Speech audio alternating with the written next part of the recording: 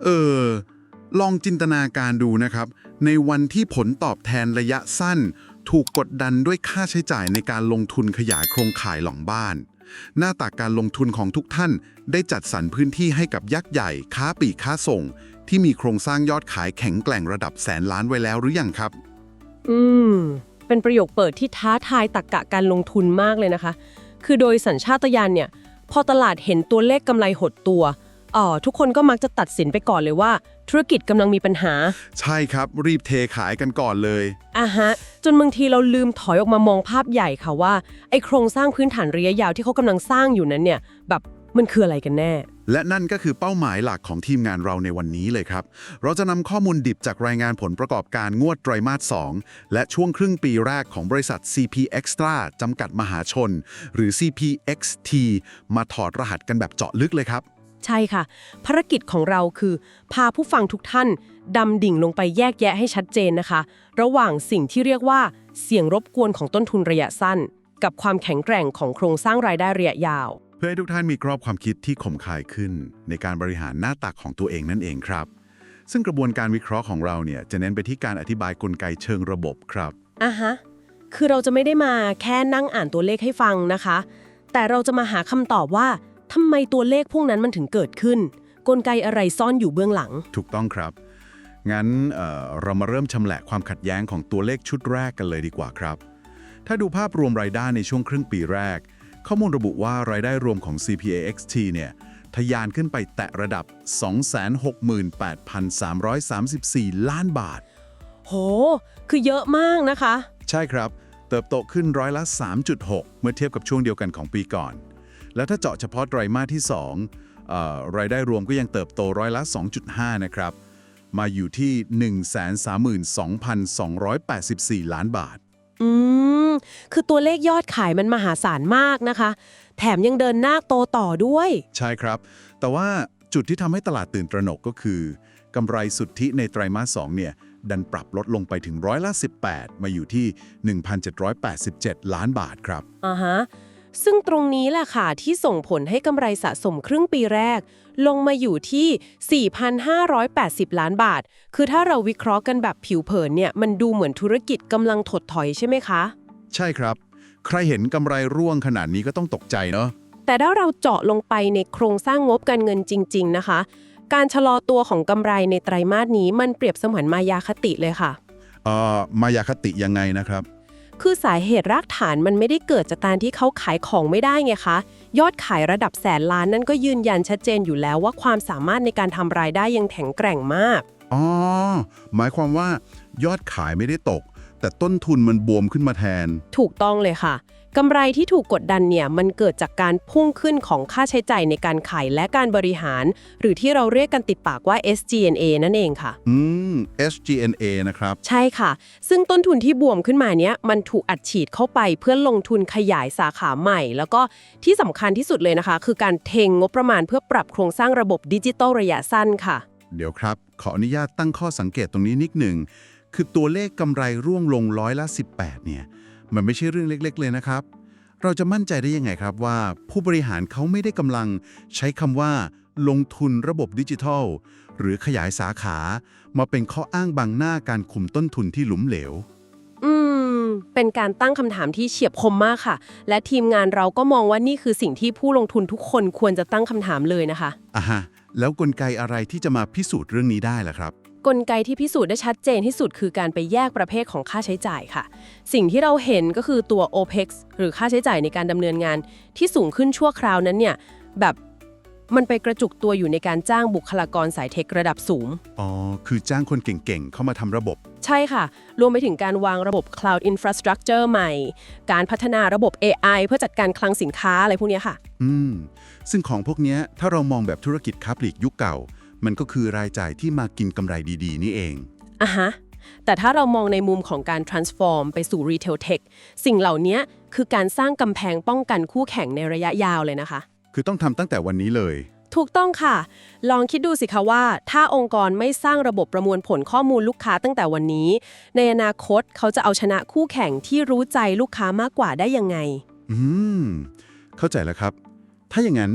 การลดลงของกำไรครั้งนี้มันก็คงคล้ายๆกับการที่เรายอมปิดซ่อมแซมแล้วก็อัปเกรดเครื่องจักรในโรงงานขนาดใหญ่ใช่ไหมครับโอ้โห เปรียบเทียบได้เห็นภาพมากค่ะ คือในระยะสั้นผลผลิตอาจจะลดลงชั่วคราว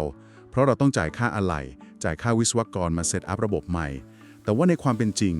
กำลังการผลิตและโครงสร้างพื้นฐานระยะยาวของเรากำลังถูกขยายให้กว้างขึ้นเพื่อรองรับออเดอร์ที่ใหญ่กว่าเดิมในอนาคตภาพนั้นเป๊ะเลยค่ะ มันคือการยอมเจ็บในระยะสั้นเพื่อลอกคราบตัวเอง คือถ้าเขาเลือกที่จะแบบตัดงบพัฒนาระบบ IT ทิ้งไปกำไรไตรมาสนี้อาจจะดูสวยงาม ตลาดอาจจะชอบใจนะคะหุ้นอาจจะวิ่งเลยใช่ค่ะ แต่ในอีก 3 ปีข้างหน้าเขาอาจจะสูญเสียส่วนแบ่งการตลาดมหาศาลให้กับแพลตฟอร์มต่างชาติก็ได้ค่ะ ดังนั้นการยอมกดดันกำไรตัวเองในวันนี้ เพื่อแลกกับความยั่งยืนในวันหน้า มันจึงเป็นตรรกะเชิงกลยุทธ์ที่สมเหตุสมผลมากค่ะ ทีนี้ถ้ารากฐานของต้นทุนที่ไปกดดันกำไรเนี่ยมันเกิดจากการสร้างโครงข่ายดิจิตอลอย่างที่ว่าคำถามสำคัญก็คือแล้วผลลัพธ์ของไอ้ฟันเฟืองตัวใหม่ที่ถูกสร้างขึ้นมาเนี่ยมันทำงานได้ดีแค่ไหนครับน่าสนใจค่ะ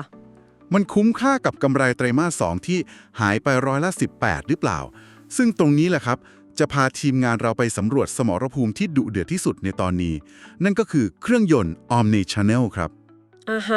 ซึ่งต้องบอกว่าผลลัพธ์ของการลงทุนมันเริ่มสะท้อนออกมาในงบการเงินอย่างชัดเจนแล้วนะคะยังไงบ้างครับสถิติที่โดดเด่นที่สุดเลยก็คือยอดขายจากฝั่งออนไลน์และการจัดส่งหรือที่เรียกว่า Omni Channel Delivery เนี่ยพุ่งทะยานเติบโตถึง29%เมื่อเทียบกับปีก่อนเลยค่ะโห29%ถือว่าไม่ธรรมดานะครับใช่ค่ะคือการเติบโตระดับเกือบ 30% สำหรับองค์กรที่มีสเกลรายได้หลักแสนล้านแบบนี้มันใช้แค่การทำการตลาดธรรมดาไม่ได้นะคะมันต้องมีโครงสร้างพื้นฐานหลังบ้านที่รองรับได้มหาศาลมากแล้วหัวหอกสำคัญที่ทะลวงฟันสร้างยอดขายออนไลน์ตรงนี้ก็คือตัวแอปพลิเคชัน Macro PO ครับซึ่งมีสถิติที่น่าทึ่งมากเพราะทาง Euromonitor International ที่เป็นสถาบันวิจัยระดับโลกเนี่ยได้จัดอันดับให้ Macro PO ก้าวขึ้นเป็นแพลตฟอร์ม e-commerce อันดับหนึ่งของไทยในกลุ่ม First Party Sales เรียบร้อยแล้วครับอันดับหนึ่งเลยนะคะใช่ครับเดี๋ยวผมขอแทรกนิดนึงครับเพื่อให้ผู้ฟังทุกท่านเห็นภาพตรงกันคำว่า first party sales เนี่ยกลไกมันทำงานยังไงครับแล้วมันสร้างความได้เปรียบต่างจากแอป e-commerce ทั่วไปที่เราใช้กันยังไงครับ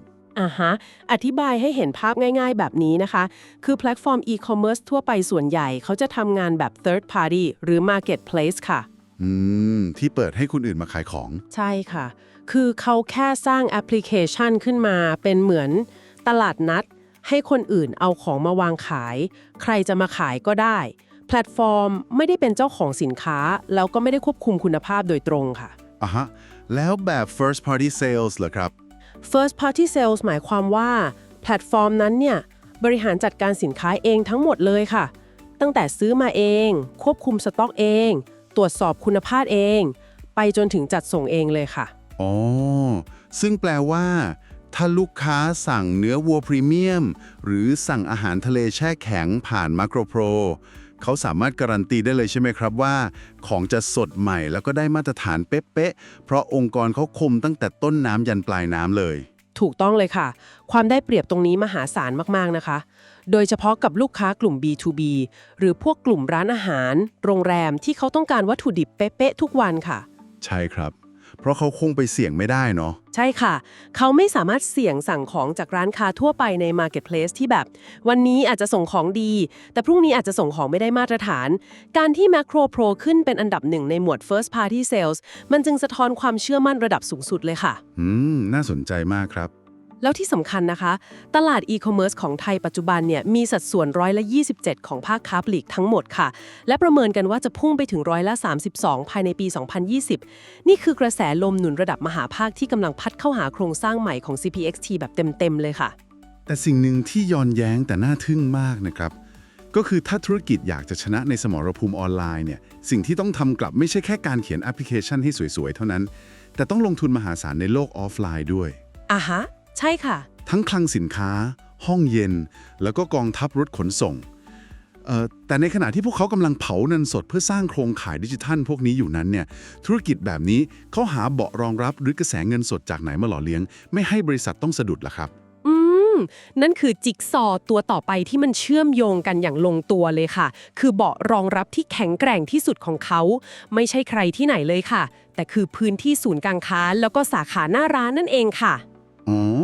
หมายความว่าเขาไม่ได้ทิ้งหน้าร้านใช่ไหมครับ ใช่ค่ะ เขาไม่ได้ปล่อยให้ออฟไลน์ตายไปตามกระแสนะคะ แต่เขาปรับโครงสร้างใหม่ด้วยยุทธศาสตร์ที่ชื่อว่า Happy and Healthy Mall หรือที่เรียกกันว่า Mall Transformation ค่ะ มันคือการเปลี่ยนรูปแบบยังไงครับ คือเปลี่ยนจากการเป็นแค่ซูเปอร์มาร์เก็ตที่คนมาซื้อของแล้วกลับ ให้กลายเป็นพื้นที่ใช้ชีวิตค่ะ มีร้านอาหาร มีบริการต่างๆ แบบครบวงจรเลย ซึ่งผลลัพธ์ที่ปรากฏในสถิติก็คือ อัตราการเช่าพื้นที่หรือ occupancy rate เนี่ยขยับเพิ่มขึ้นมาอีก4%ทำให้ตอนนี้ยืนพื้นแข็งแกร่งอยู่ที่ระดับประมาณ92%เลยนะครับ ใช่ค่ะ92%นี่ถือว่าสูงมากๆนะคะสำหรับธุรกิจให้เช่าพื้นที่ในสภาวะเศรษฐกิจแบบนี้ และนี่แหละค่ะคือกลไกที่ทีมงานอยากเรียกว่าแผงกันชนธุรกิจค่ะ ถ้าให้เปรียบเทียบนะครับรายได้จากการเช่าพื้นที่92%นี้ มันก็คงเหมือนกับโชคอัพของรถยนต์ใช่ไหมครับ ยังไงคะ คือต่อให้ยอดขายปลีกรายวันในโซนซูเปอร์มาร์เก็ตจะเจอหลุมหรือเจอความขรุขระบ้าง เพราะกำลังซื้อในประเทศชะลอตัว แต่ตัวโชคอัพที่ชื่อว่าค่าเช่าพื้นที่เนี่ยมันช่วยซับแรงกระแทกเอาไว้ทำให้กระแสเงินสดรวมของบริษัทไม่ได้รู้สึกถึงความขรุขระนั้นมากนัก แล้วก็ยังมีเงินไปหล่อเลี้ยงแผนกออนไลน์ที่กำลังโตได้ต่อเนื่องด้วย โอ้โห เป็นภาพเปรียบเทียบที่สมบูรณ์แบบมากค่ะ นอกจากแผงกันชนในประเทศแล้วเนี่ยเขายังมีการกระจายความเสี่ยงออกนอกประเทศด้วยนะคะ อันนี้ที่ไปเข้าซื้อกิจการใช่ไหมครับ ใช่ค่ะ ล่าสุดบริษัทย่อยอย่าง Siam Food Services ได้เข้าซื้อกิจการ Renewed Hopes หรือที่เป็นเจ้าของแบรนด์ Lucky Frozen ในมาเลเซียค่ะ ซึ่งดีลนี้ก็คงไม่ใช่แค่การได้แบรนด์อาหารมาเพิ่มเฉยๆใช่ไหมครับ ถูกต้องค่ะ มันคือการซื้อเครือข่ายเพื่อทะลวงเข้าสู่กลุ่มโฮเรกาใน 20 เมืองทั่ว 7 ประเทศเลยนะคะ ทั้งในโซนเอเชียแปซิฟิกและตะวันออกกลางค่ะ ขออนุญาตขยายความคำว่า HORECA หรือ HORECA ให้ผู้ฟังทุกท่านฟังนิดนึงนะครับ มันย่อมาจาก Hotel Restaurant และ Catering หรือก็คือกลุ่มธุรกิจโรงแรม ร้านอาหารและจัดเลี้ยงนั่นเองครับ ซึ่งเป็นกลุ่มที่ต้องการสั่งซื้อวัตถุดิบจำนวนมหาศาลแล้วก็สั่งเป็นประจำด้วย ใช่ค่ะ การที่เขาเจาะตลาดนี้ได้ในระดับภูมิภาค แปลว่าเขากำลังสร้างท่อนนำเลี้ยงกระแสเงินสดท่อใหม่ ที่ไม่ได้พึ่งพาแค่เศรษฐกิจในประเทศไทยเพียงอย่างเดียวแล้วใช่ไหมครับ ถูกต้องเลยค่ะ คือเมื่อเราเอาช็อคอัพค่าเช่าพื้นที่ในประเทศ มาบวกกับท่อนน้ำเลี้ยงธุรกิจอาหารในต่างประเทศ มันก็เลยกลายเป็นฐานรากที่มั่นคงมากพอ ที่จะมารองรับความผันผวนในขณะที่เครื่องยนต์หลักกำลังปรับจูนระบบดิจิตอลอยู่นั่นเองค่ะ ทีเนี้ยเราเห็นภาพกลไกการทำงานของธุรกิจอย่างทะลุปลุโปร่งแล้วนะครับคำถามที่ผู้ฟังทุกท่านน่าจะอยากรู้ที่สุดก็คือ เมื่อปัจจัยพื้นฐานมันแข็งแกร่งขนาดนี้ สถาบันการเงินเขามองมูลค่าที่ซ่อนอยู่นี้ยังไงครับ และในทางปฏิบัติ เราควรวางกลยุทธ์จัดการหน้าตักตัวเองในเชิงเทคนิคอลยังไงให้ปลอดภัยที่สุดครับ คือถ้าเรากางรายงานการประเมินมูลค่าพื้นฐานหรือว่า valuation จากสถาบันชั้นนำออกมาดูนะคะอย่างเช่นของ Financier และ Globlex เนี่ยจะพบว่ามีการประเมินกรอบราคาเป้าหมายเชิงมูลค่าพื้นฐานของ CPXT ไว้ในระนาบที่ 35.00 ถึง 39 บาทค่ะ 35 ถึง 39 บาท ใช่ค่ะ ตัวเลขนี้สะท้อนเลยนะคะว่าสถาบันการเงินเขายังคงมองทะลุผ่านเสียงรบกวนของกำไรที่ลดลงในระยะสั้นไปแล้ว และให้มูลค่ากับศักยภาพการเติบโตของโครงข่ายออนไลน์ กับกระแสเงินสดจากพื้นที่เช่าอย่างชัดเจนเลยค่ะ แต่ว่าการที่ราคาจะขยับขึ้นไปสะท้อนมูลค่าพื้นฐานได้เนี่ยมันมักจะต้องมีปัจจัยจุดชนวนหรือว่า catalyst ที่แรงพอใช่ไหมครับ อะไรคือตัวแปรสำคัญที่จะไปปลดล็อกกำไรในช่วงครึ่งปีหลังให้กลับมาโดดเด่นครับ ปัจจัยปลดล็อกที่สำคัญที่สุดเลยก็คือ การเกิด synergy หรือผลประโยชน์จากการประหยัดต้นทุนซ้ำซ้อนค่ะ ซึ่งมันจะเกิดขึ้นหลังจากการควบรวมกิจการหรือ amalgamation ระหว่าง CPAXT และ Lotus เสร็จสมบูรณ์ค่ะ อยากให้ช่วยอธิบายกลไกของคำว่า synergy ตรงนี้ให้ชัดเจนขึ้นอีกนิดครับ คือแค่การรวมชื่อบริษัทกัน มันไปช่วยลดต้นทุนและเพิ่มกำไรได้ด้วยกลไกไหนครับ ในเมื่อของที่ขายมันก็ยังต้องขายเท่าเดิม พนักงานก็ยังมีเท่าเดิม ลองนึกภาพตามกลไกแบบนี้นะคะ สมมุติว่าเมื่อก่อนเนี่ยรถขนส่งของแมคโครวิ่งไปส่งของให้ร้านอาหารในซอยหนึ่ง ครับ แต่อีกครึ่งชั่วโมงต่อมารถขนส่งของ Lotus ก็วิ่งเข้าไปในซอยเดียวกันเลย เพื่อส่งของให้ลูกบ้าน คือต่างคนต่างเติมน้ำมันต่างคนต่างจ้างคนขับ นี่แหละค่ะคือต้นทุนที่ซ้ำซ้อน อ๋อ เข้าใจแล้วครับพอเกิดการควบรวม ระบบหลังบ้าน การจัดซื้อและระบบ IT ก็ถูกยุบรวมกัน ใช่ค่ะ รถ 2 คันก็จะถูกบริหารเส้นทางใหม่ให้เหลือแค่คันเดียว ที่สามารถส่งได้ครบทุกจุดเลย หรือแม้แต่การต่อรองซื้อวัตถุดิบจากซัพพลายเออร์นะคะ เมื่อก่อนซื้อแยกกันอำนาจต่อรองก็มีจำกัด แต่พอรวมร่างกันเป็นองค์กรเดียว ปริมาณการสั่งซื้อที่มหาศาล ก็จะไปกดดันให้ซัพพลายเออร์ต้องยอมลดราคาให้ ถูกต้องค่ะ ต้นทุนที่ประหยัดได้ทั้งหมดนี้แหละค่ะ คือกำไรบรรทัดสุดท้าย ที่จะกระโดดเพิ่มขึ้นมาทันที โดยที่เขาไม่ต้องเหนื่อยไปขายของเพิ่มเลย แถมยังพ่วงด้วยสิทธิในการรับเงินปันผลระหว่างการ ซึ่งทำหน้าที่เสมือนเบาะรองรับเพื่อปกป้องเงินต้นในช่วงที่ตลาดผันผวนด้วยค่ะ เข้าใจทะลุปลุกปลวงเลยครับ ทีนี้ในมุมของการนำข้อมูลไปปฏิบัติจริงเนี่ยเราจะเชื่อมโยงปัจจัยพื้นฐานอันแข็งแกร่งนี้ กับการวางกลยุทธ์จัดสรรหน้าตักเชิงเทคนิคยังไงดีครับ เพื่อให้เป็นกลยุทธ์แบบอมตะ ที่ผู้ฟังทุกท่านสามารถนำไปปรับใช้ได้ตลอดเวลา ไม่ว่าตลาดจะอยู่ในสภาวะไหน กฎเหล็กของการผสมผสานพื้นฐานเข้ากับเทคนิคนะคะ คือการมองหากรอบความปลอดภัยตามพฤติกรรมราคาค่ะ ทีมงานเราแนะนำให้ผู้ฟังเฝ้าสังเกตพิกัดที่เราเรียกว่าแนวรับยุทธศาสตร์ค่ะ แนวรับยุทธศาสตร์นี่มันอยู่ตรงไหนครับ มันให้อยู่ในโซนขอบล่างของราคาค่ะ โซนนี้คืออะไร มันคือจุดที่ตามสถิติแล้วเนี่ย สถาบันหรือนักลงทุนรายใหญ่ เขาประเมินว่าราคาลงมาต่ำกว่ามูลค่าพื้นฐานมากเกินไปแล้ว และเริ่มมีแรงซื้อกลับเข้ามาซับแรงขาย จนราคายืนได้อย่างแข็งแกร่งค่ะ อ๋อ จุดนี้แหละครับที่เป็นพื้นที่เหมาะสมสำหรับการทยอยสะสมสินทรัพย์ ใช่ค่ะ และในทางกลับกันนะคะ เราก็ต้องกำหนดแนวต้านยุทธศาสตร์ในกรอบบนเอาไว้ด้วย เพื่อใช้เป็นจุดเฝ้าระวังในการรักษากำไร หรือพิจารณาลดความเสี่ยงเมื่อราคาเริ่มตื้นและไม่สามารถทะลุผ่านไปได้ค่ะ ทีมงานขอเสริมด้วยปรัชญาการลงทุนที่อยากย้ำเตือนทุกท่านเสมอนะครับ การลงทุนที่ดีเนี่ยไม่ใช่การกระโดดขึ้นรถไฟที่กำลังวิ่งด้วยความเร็วสูงสุดนะครับ แต่คือการรอซื้อตั๋วในสถานีที่ราคาเหมาะสมครับ อ่ะฮะ ถูกต้องเลยค่ะ เราต้องมีวินัยในการคุมส่วนเผื่อเพื่อความปลอดภัย หรือ Margin of Safety อย่างเข้มงวด ต่อให้เราวิเคราะห์มาอย่างดีว่า Synergy จากการควบรวมจะยอดเยี่ยมแค่ไหน หรือว่า Macro Performance จะเติบโตทะลุฟ้าเพียงใด แต่ถ้าเราปล่อยให้ความโลภพาเราไปวิ่งไล่ซื้อในราคาที่แพงเกินมูลค่าพื้นฐานไปไกล ความได้เปรียบเหล่านั้นก็จะสลายไปทันทีเลยครับ การรอคอยให้ราคาลงมาสู่แนวรับยุทธศาสตร์ มันคือการซื้อความปลอดภัยให้กับเงินต้นของเราครับ เห็นด้วยอย่างยิ่งค่ะ ความรู้เรื่องพื้นฐานมันบอกเราว่าควรซื้ออะไร แต่ความรู้เรื่องเทคนิคและ Margin of Safety จะบอกเราว่าควรซื้อเมื่อไหร่ การนำสองสิ่งนี้มาผสานกัน คือกุญแจสำคัญของการอยู่รอดในระยะยาวค่ะ เดินทางมาถึงบทสรุปของวันนี้ เราได้เห็นกลไกเชิงลึกที่ซ่อนอยู่หลังตัวเลขอย่างชัดเจนแล้วนะครับ วิกฤตต้นทุนระยะสั้นที่ทำให้กำไรร่วงหล่น แท้จริงแล้วคือการจ่ายราคา เพื่อสร้างโครงสร้างพื้นฐานระยะยาว ไม่ว่าจะเป็นเครื่องยนต์ดิจิตอลอย่าง Macro Pro ที่ขึ้นแท่นอันดับหนึ่ง การยกระดับพื้นที่เช่าเพื่อซับแรงกระแทก หรือกลไกการควบรวมเพื่อหั่นต้นทุนซ้ำซ้อน ทั้งหมดนี้คือจิ๊กซอว์ที่ถูกวางหมากมาอย่างเป็นระบบครับ ถือเป็นกรณีศึกษาที่สะท้อนให้เห็นเลยนะคะว่า องค์กรที่แข็งแกร่งไม่ได้วัดกันที่ตัวเลขกำไรสวยหรูในทุกไตรมาส แต่วัดกันที่ความกล้าหาญในการทบกระปุดเพื่อสร้างความยั่งยืนในอีกทศวรรษข้างหน้าค่ะ ใช่ครับ ทีมงานกราบขอบพระคุณยอดการสนับสนุนผ่านระบบซูเปอร์แตงและค่ากาแฟรสธรรมชาติจากผู้ฟังทุกท่าน ที่ร่วมขับเคลื่อนช่องของเราอย่างเหนียวแน่นเสมอนะครับ ทุนสนับสนุนส่วนนี้เป็นกระสุนนัดสำคัญที่สุดหลังบ้าน ที่ช่วยค้ำจุนให้ทีมงานมีกำลัง ในการสกัดคัดกรองและ cross check ข้อมูลสถิติตัวเลขข้อเท็จจริงบริสุทธิ์จากคลังเอกสารประวัติศาสตร์ มาเสิร์ฟคุมวินัยพอร์ตให้ทุกคนได้วันต่อวันครับสำหรับผู้ฟังท่านใดที่กำลังจัดสรรถังเงินลงทุนระยะยาว หรือชื่นชอบการถอดบทเรียน วิเคราะห์งบการเงิน เจาะสถิติความถูกแพงอัตราส่วนทางการเงิน หรืออยากให้หยิบยกมหากาพย์คดีลวงโลก อาชญากรรมทางเศรษฐกิจ หรือหุ้นเด็ดตัวไหนมาชำแหละสรุปแฟกต์ของจริงให้ฟังเพิ่มเติม สามารถส่งคอมเมนต์พิมพ์ชื่อย่อหุ้นขอกันเข้ามาใต้คลิปได้เลยนะครับทางทีมงานหลังบ้านจะทยอยรวบรวมข้อเท็จจริงมาเสิร์ฟให้ทุกคนแน่นอนครับ ใช่ค่ะ ส่งกันเข้ามาได้เลยนะคะ